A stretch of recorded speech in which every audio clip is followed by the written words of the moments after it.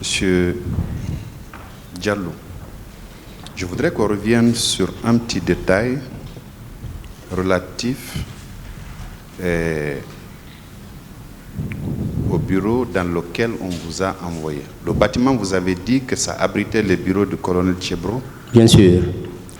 C'était dans l'enceinte du camp Alpha Diallo. Bien sûr. C'est le dernier immeuble en sortant du camp, en allant vers Yimbaya. Je dis c'est le dernier immeuble du camp. Quand vous sortez du camp en allant vers Yimbaya, quand vous quittez Yimbaya, parce qu'il y a une route qui quitte Yimbaya marché, ou juste après le marché, qui monte et qui va directement dans le camp. Si vous empruntez cette route, c'est le premier immeuble à droite. Alors, puisque vous avez passé toute une journée, est-ce que vous avez vu cet officier de gendarmerie, M. Tchebro, là-bas, au courant de la journée que vous avez passée là? Oui, pas le voir, mais je l'ai entendu. À un moment donné, quand j'étais dans la cellule, il est rentré, je l'ai entendu dire venez, venez, venez. Il faisait appel à ses agents, il est monté, j'ai reconnu la voix. Mais ça, c'était vers le soir, je crois, 17h. Bon, parce que avec tout ce que j'ai vécu la journée, mais c'était vers le soir. Il ne faisait pas nuit, mais je l'ai entendu. Parce que la voix, elle est reconnaissable. Après, j'ai demandé aux agents qui étaient là-bas, ils m'ont dit non, il est reparti. Mais il était revenu, il est monté à son bureau, il est redescendu, il est parti quelque part, je ne sais pas. Il n'avait pas visité les deux violons que vous occupiez? En tout cas, le nôtre, non. Le nôtre, non. Alors, est-ce que vous confirmez alors que M. Moussa Tchebro Camara était au courant de l'existence de personnes qui avaient été arrêtées dans l'enceinte du stade ou aux alentours et conduits au niveau de son service où ils ont été privés de leur liberté? Monsieur le procureur, quand on est arrivé, le comité d'accueil était composé de deux parties. Ceux qui maltraitent les gens et ceux qui enregistrent les noms. Parce que quand ils nous ont mis à rang, chacun à son tour venait s'identifier. Tu donnes ton nom et ton prénom, tu donnes le quartier dans lequel tu es et tu dis là où on t'a arrêté. Ils enregistrent. Ils ont même saisi les listes à la machine. Après, moi, j'ai eu la chance de les voir avec leur liste.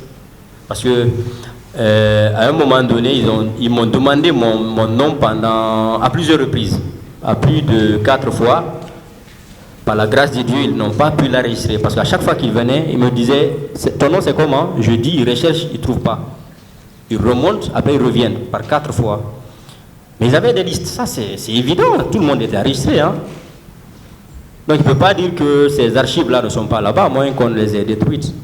Le lieu d'enregistrement, c'était bien au niveau des bureaux de M. Moussa Tchebro? Bien sûr. C'était composé de 4 officiers supérieurs gendarmes. Ceux qui interrogeaient les gens et disaient à leurs subordonnés d'enregistrer les gens. Ils étaient 3. À votre venue, avant de faire le tri, est-ce que le même exercice avait été fait avant qu'on ne vous envoie, vous autres, au niveau du bâtiment abritant les bureaux de M. Moussa Tchebro Camara? Au QG du CNDD? Oui, au QG du CNDD, bien sûr. Là, ce n'était pas une question d'identification, c'était une question de massacre. D'accord. Voilà, donc tous ceux qui ont eu le malheur de descendre du camion, je ne sais pas s'ils ont survécu. Ça m'étonnerait fort. Parce que ce que j'ai vu, non, c'est indescriptible. C'est bien à cet endroit que vous avez dit qu'il y avait des officiers supérieurs de notre armée qui étaient perchés et qui voyaient visiblement ce qui se passait, les exactions auxquelles leurs subordonnés se livraient? Absolument. Il ne peut pas le nier. Parfait. Alors, quelle était la distance approximative de l'endroit où le camion était stationné, entre l'endroit où le camion était stationné et l'immeuble où les officiers étaient perchés? Il y avait quelque chose de 5-6 mètres? C'était... Vous savez, au niveau du quartier général du CNDD d'alors, c'est les immeubles, ils ont pris le soin de goudronner tous les lieux. Quand on est arrivé de la porte principale du camp Alpha Yaya, je ne sais pas, peut-être une dizaine de mètres, ou près de 10 à 12 mètres comme ça. 10 à 12 mètres. Parce que les motos étaient garées de l'autre côté, les bérets rouges qui maltraitaient les gens étaient là, le camion était garé comme ça, et l'immeuble principal était juste en face de nous. Les autres immeubles étaient de l'autre côté, mais l'immeuble principal où étaient perchés les officiers supérieurs était juste en face de nous.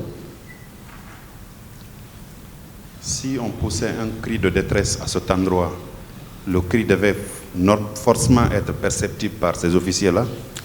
Tu peux appeler quelqu'un à partir du camion et qu'il l'entende jusqu'au balcon. C'est évident. Les cris de détresse et tout ce qui se faisait, c'était sous leurs yeux. C'est indéniable. Parce que moi j'ai vécu, on ne me l'a pas raconté, j'ai vécu, j'ai vu. Ces officiers-là, c'était des gendarmes, des militaires, non, des policiers, rien que des bérets rouges. Oui, des bérets rouges. Il devait être une dizaine. Bon, je n'ai pas compté, mais comme l'immeuble, je crois que c'est un immeuble de 3 niveaux. À chaque niveau, il y avait des officiers supérieurs. Je n'ai pas compté. Il ne faut pas que j'invente ce qui n'est pas réel. Cet exercice a duré à peu près combien de temps? Bon, peut-être quelques minutes, 5 minutes, parce que quand les militaires qui nous ont envoyés ont vu ce que les bérets rouges faisaient aux gens, ils ont eu peur. Ça, je peux l'affirmer ici. Ils ont pris peur. D'autres même ont quitté, ou d'autres avec lesquels on est venu, ils ont quitté, ils se sont faufilés, mais le chauffeur était descendu. Quand ils ont vu, l'autre lui a dit, écoute, monte, sinon il est paraffiné. Ils sont en train de tuer les gens, monte. Le chauffeur a couru, il est monté, il a démarré le camion, et les bérets rouges même nous ont poursuivis. Mais heureusement, le chauffeur était habile, il a accéléré. Les bérets rouges nous ont poursuivis jusqu'à un certain niveau, ils se sont arrêtés avec leurs machettes, leurs fusils sur lesquels étaient les baïonnettes. Ils ne tiraient pas là-bas, hein. C'est avec les gourdins, les couteaux, les machettes qui te blessaient. Au niveau des bureaux de M. Moussa Tchebro Camara, il n'y avait que des gendarmes ou bien là également il y avait des militaires? Des bérets rouges, je veux dire. Il y avait un béret rouge. Un seul? Un seul. Les autres étaient des gendarmes? Des gendarmes, oui. En béret vert? En béret vert, oui. Visiblement. En body noir. En body noir. Oui. Sur ces body, est-ce que c'était... Vous avez vu des écritures?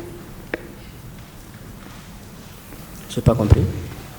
Sur les body qu'arboraient ces gendarmes-là, vous avez vu des écritures dessus? Oui, c'était écrit anti-drogue, brigade anti-drogue, services spéciaux, quelque chose comme ça. On peut bien conclure que c'était des hommes qui étaient sous l'ordre du colonel Moussa Tchebro Camara. Bien sûr. C'était le chef de ce service-là. Oui, parce que le soir, quand moi je suis sorti au salon, les jeunes, c'est des jeunes de mon âge, hein, en ce moment. J'avais 29 ans. C'est des jeunes qui n'avaient pas plus de 30 ans. On échangeait. Moi, j'ai eu la chance de sortir et d'échanger avec eux pendant près de 3 heures, 4 heures la nuit. On échangeait. C'est quand j'ai eu sommeil, je leur ai dit, bon, je vais rentrer. Me reposer, ils m'ont ouvert la cellule, je suis rentré. Mais c'est évident, c'était affecté à Tcheboro, parce que c'est qu'ils m'ont dit qu'ici c'est chez nous, et puis voilà, tu vois. Mais bon, il n'y a que la gendarmerie ici. J'ai dit, ah bon, où sont les bérets rouges? Ils m'ont dit, non, ça c'est l'immeuble de Tcheboro, les autres sont de l'autre côté. Dans le box des accusés, à part de M. Moussa Tchebro Camara, dans l'enceinte du stade, au QG du CNDD et au bureau de M. Moussa Tchebro Camara, est-ce que vous avez pu reconnaître certains parmi eux? À part Tchebro, non. Parlant de M. Pivi, vous ne l'avez pas vu au stade, non? Non. Au camp non plus? Non. D'accord. Nous vous renouvelons nos compassions et bon courage. Merci, Monsieur le Président.